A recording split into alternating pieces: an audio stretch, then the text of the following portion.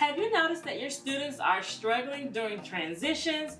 In this video, I'm going to share some tips with you to manage your transitions more smoothly and effectively.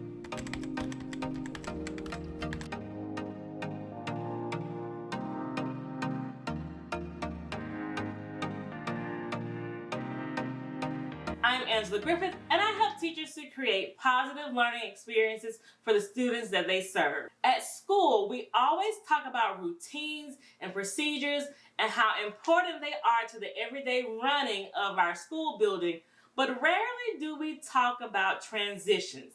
And I feel like it is one of the most important topics that we are ignoring. Moving from one activity to another can be quite disruptive, and it can lead to behavior problems and loss of instructional time.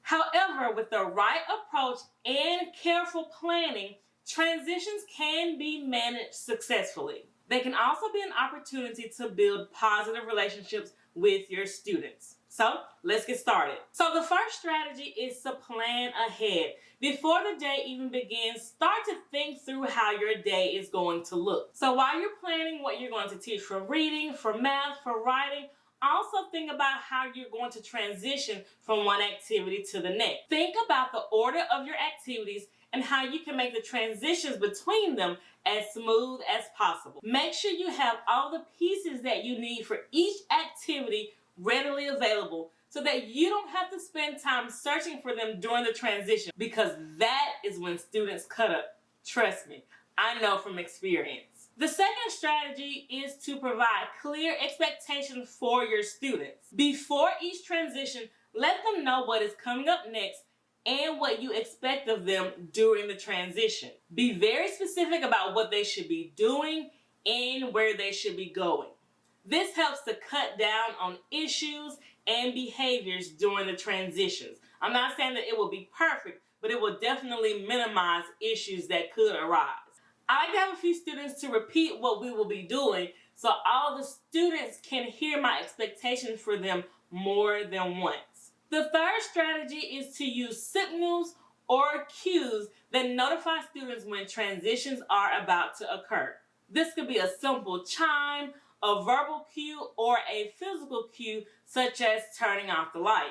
Make sure that whatever signal or cue that you use is consistent so that it automatically notifies students when changes are about to happen. This helps them to mentally prepare for the change that is coming. Now, my favorite is a bell, and not the doorbell, but I actually use a physical bell. Maybe I'm old school, but it's my favorite.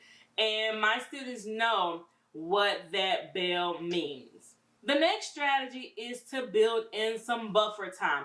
Now, I know that on our class schedules, there is no buffer time.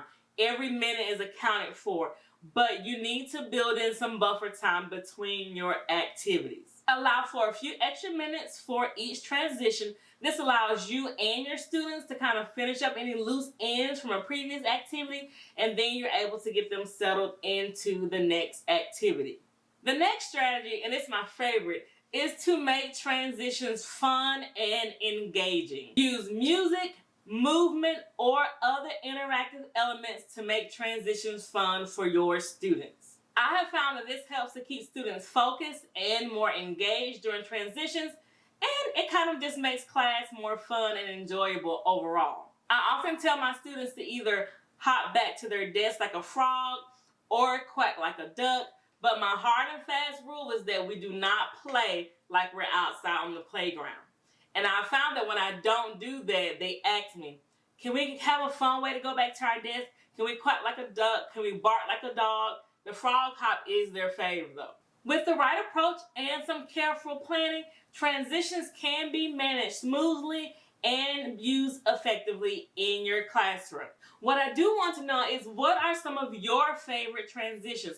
Please share them with me in the comments below. I'll see you guys next time.